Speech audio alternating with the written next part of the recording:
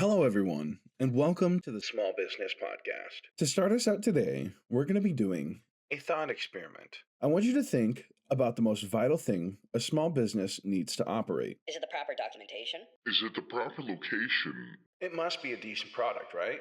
Well, everyone has a different answer to this question. Today, we're going to be talking with a local business owner in Marshfield, Wisconsin. They are an owner-operator at Oddities, Manga, and Games, Or also known as OMG. The owner, Andrew, or better known as Drew, has found his answer to that question. He is an individual who has been a part of the gaming community his whole life, and he knew his calling from a young age. He learned as he went, and now is a highly successful small business owner. I was ecstatic to talk to him before the interview. When I met him, he was a very patient and kind individual who loves what he does. With that, this is what his answer to that thought experiment is. Thank you for meeting me. I really appreciate it, sir. Go ahead and introduce yourself. Yeah, so everybody calls me Drew. My name's Andrew. I'm the owner of Oddities, Manga, and Games. Fun things about me. I have been in Marshfield now for about 11 years. I followed my wife up here after college. Well, sort of after college. We moved around the country, ended up settling here. She was born and raised in Marshfield. But I mean, I've always been in the gaming industry. I've always kind of done stuff in this, and my goal since I was 16 was to open my own store. So I got jobs in that. I got a job at a company called Magic Lantern, and I helped them do game development until they kind of went the way of the wayside. Moved on, ended up getting a job at GameStop, worked at GameStop for a while, kind of, in and out, and did some voice acting stuff, and learned what I could until inevitably I opened my own store. And here we are. Nice. Since the age of 16, thinking about wanting to open your own game store, how has that affected OMG, and how has it affected the planning of OMG? Kind of affected a lot, including the point that at one point we were planning vacations around the country specifically to go visit different LGSs. I spent years going and talking with other store owners and employees and what they liked and what they didn't like and what they wished they wouldn't have done when they opened stores, or what they learned throughout the years and what they wanted. And I paid attention to like how things are organized, how they were set up, the places that I felt like I walked into and I was invited when I walked in, even though they didn't know who I was, versus the one where I walked in and I felt like cold shoulders and I was an inconvenience to them for being there. And those were all little things that I paid attention to and I wanted to know about. So as we were kind of planning what we wanted to do with OMG, those were what we were breaking apart and looking at. And, I feel like it reflects in the store, so it's nice. To be honest, it is a really nice and welcoming space. How do you think your store, OMG, effectively puts its own spin on a game store? And how do you feel that has affected the local area in Marshfield? So game stores are a lot like fingerprints. Almost every town has one. Everywhere you go, there's someone that has a small card shop or a video game store, a GameStop, and even GameStops are different from one to the next. But there's always little things there, but not a single one of them is alike. You can even have multiple game stores in the same town, and they'll be nothing like each other because they're a reflection of the person that owns them and the reflection of the community that comes in and builds. And OMG, I feel like, is different because it is so open and welcome to everyone. We have people that come in that are, 16 and 17 who play with people that are 50 and 60 because they have a passion and a love for the same type of game. So they get together and they get to enjoy that together. And I've got fathers and sons that come in and play games with, mothers and daughters, and we've got everybody in between that interacts constantly. And I love that concept, the fact that there is such a huge community in Marshfield, and they're so intertwined with each other. They're so caring and loving. Like it's nice to see that. Do you notice any trends in what your customers are interested in? Like certain games or genres becoming more popular? Have you seen any changes in your customer base since you opened? Oh, most definitely. In 2 years, it is changed and wavered continuously. A lot of it's based off of what's popular currently in pop culture. K-pop Demon Slayer, we've seen people coming in wanting more of the anime statues of that, or they dived down and found a lot of Korean anime and Korean manga, which we carry in store. Solo leveling became more popular again after K-pop Demon Slayer. If you go back a couple of months and look at, what was a movie that came out? It was a fantasy genre movie, which piqued people's interest in playing Age of Sigmar because they wanted to do a more tabletop fantasy-based game. It's all over the place. I mean, something as simple as a meme can change what's popular in gaming overnight. It generates people's interest and curiosity, and then people find things that are similar to that and build off of that. And the gaming industry has always been that way. You got your staples like Magic and Pokemon and Warhammer, but things like Battletech come in and out of popularity, Conquest, plenty of the different mangas, video games. Mario's a staple, but Nintendo. yeah, even they're waning right now, though. If you look at the way that things are going on after the launch of the Switch 2, there's a lot of people that are not interested in doing things with Nintendo, and people have shifted directions and have gone more the route of Steam and started getting Steam Decks where they can play a full option of genres directly on there. And even handheld gaming has started to become more popular as we're on the go as a society. So it's always waving and moving. That really shows how much it can ebb and flow, if you will, when it comes to it. Because if Nintendo, the kings, it used to be Sega. It used to be Nintendo versus Sega, all these different ones, Atari, and now it just keeps changing. And as it changes, it's more what's popular, but also what's good. Mm-hmm. Because some people will play, they'll play it once or twice for laughs, if it's a really bad game, but like not bad game as in you want to throw it against the wall, but more like bad as in you laugh at it, versus, they're playing Elden Ring or they're playing Skyrim for the umpteenth time or Fallout New Vegas for the umpteenth time. So it really shows how, like you said, there are staples, but it really ebbs and flows. How do you stay competitive with online retailers or larger stores, and how has the local economy or community response affected your business? The easiest way to stay competitive with online is to be online. And nowadays, if you want to survive, that's how you have to do it. So we've got an eBay, we've got an Amazon, we've got a TCG player. We also have our main website that you can purchase off, sort of. I built Still it under myself. It's construction. still under construction. It's not good.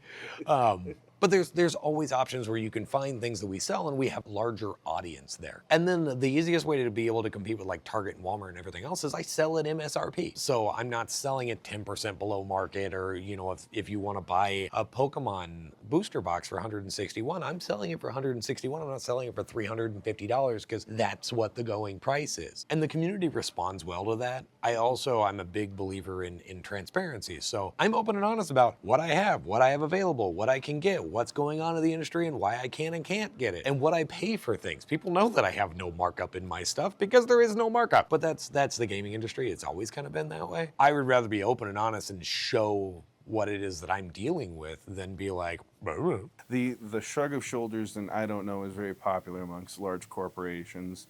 They full and well know a lot of the times what they're doing, but that it's really refreshing to see.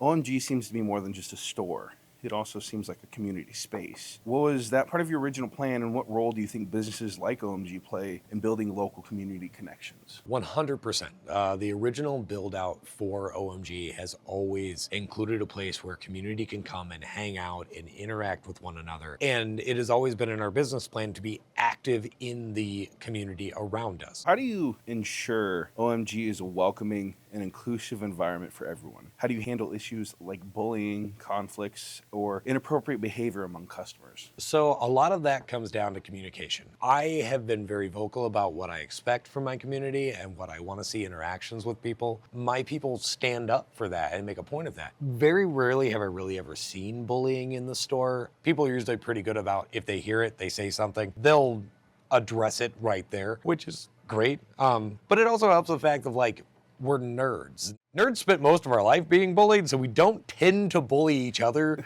as much unless you're, a Star Trek fan and someone else is a Star Wars fan. Then them be fighting words. But one brings out a phaser, the other one brings out a lightsaber.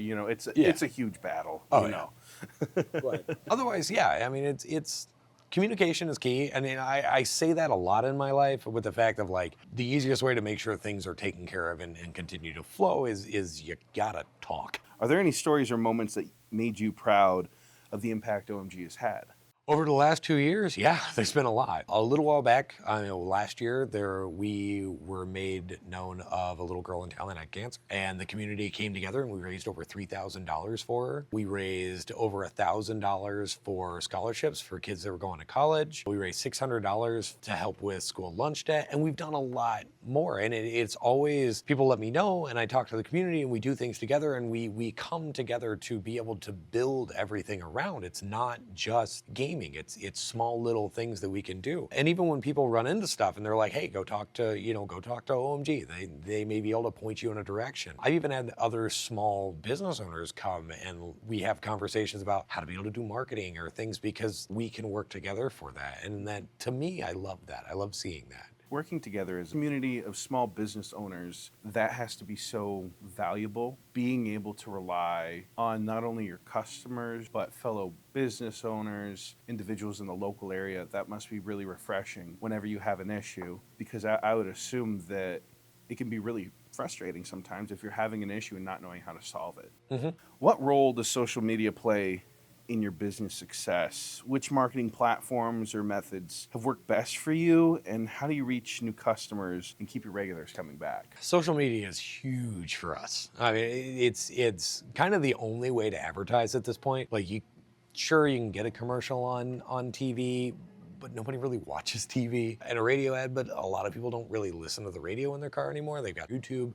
So social media is our option. So we've got a Facebook, we've got TikTok, YouTube, Instagram, when I remember that it exists, which sometimes most of the time I don't. But if you post it on Facebook, it shows up on Instagram, so you're okay. And then we've got a Discord that's extremely active. I think we've got a little over 600 people in there right now. So it's constantly engaging and doing stuff. As we run events, like right now, we turned 2 this month, so we've got sales going on books and board games, and we've got stuff going for players and events, and I post them up on there. I've been doing reels, so we do Friday morning updates where it's a 60-second video of things that are going on that weekend, ways for people to be engaged. And I have conversations where I'm constantly like, hey, this is a board game that I like and this are my thoughts. What are your thoughts? And that's a lot of what we do, and it really does drive people in, and it also keeps us at the front of their mind. So it's not one of those like the hole in the wall game store that they showed up to once and then cannot remember where they were or what it was. We're constantly engaging in conversations and doing stuff with people that drives people back in. It's really important having it that way, constantly going up to the forefront of their mind, mostly because you could have the best ice cream in New York, or you could have the best ice cream sundaes in LA, but if they can't remember where you are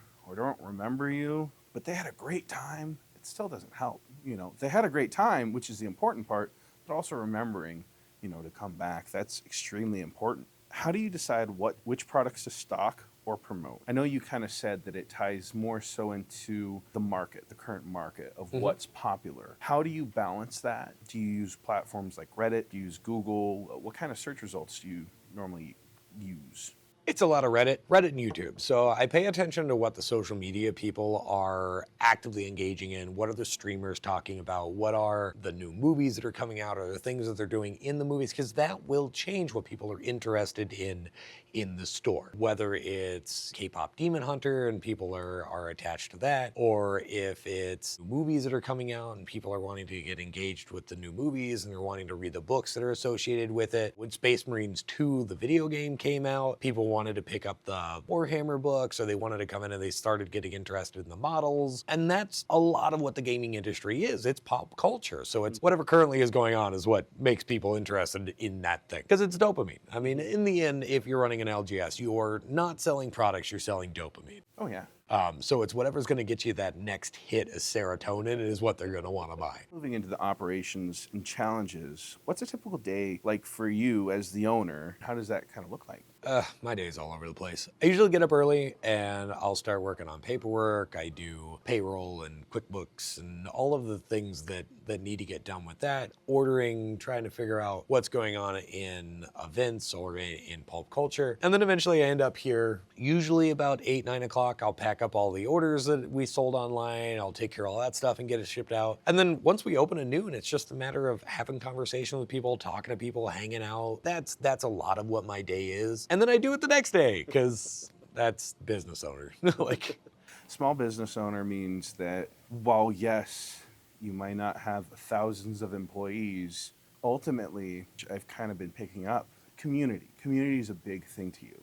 And seeing that, I would almost happen to think that if you were to see such success that OMG was franchised across the country and all this stuff, that would be fantastic. But also, that would make you almost lose the community aspect of it, tightness of it. Yeah, that is a huge part of all of this is understanding the community. I mean, even if you look at GameStops are all across the country, but every GameStop's community is individually different and catered to those people.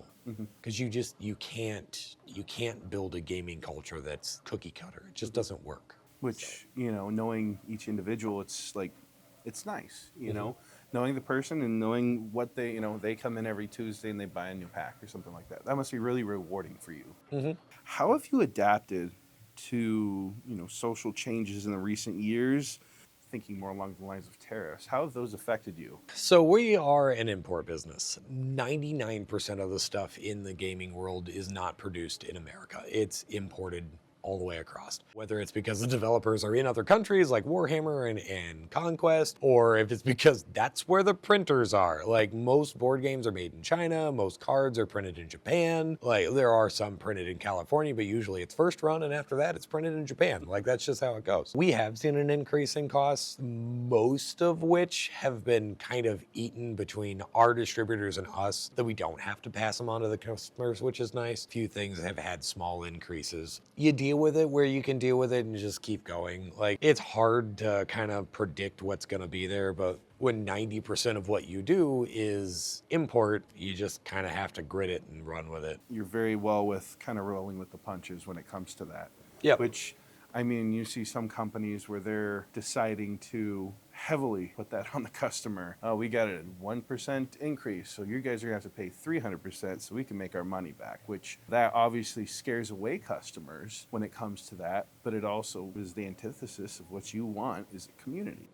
How do you define success for OMG, not just financially, but personally? For me, success with OMG is always going to be based off of, do I have a community and people playing and interacting? The fact that I've got guys that have walked in here and were like, I don't know anybody in town, I don't know anything, I just came in because I want a little bit of social interaction. And now they've got friends that are going out and meeting once or twice a week to go see movies or get dinner. To me, that is success. That if I was to close my store tomorrow, I would still feel like for the 2 years that I've done this, I succeeded at doing it. Because even if OMG is gone, that community is still going to exist. People are still going to interact with each other and have those friends and have those memories that they would not have had we not been here. And that has always been my goal from the very beginning, was to have something that was able to do that. We do. That is honestly a very fantastic way to value success. And thank you so much.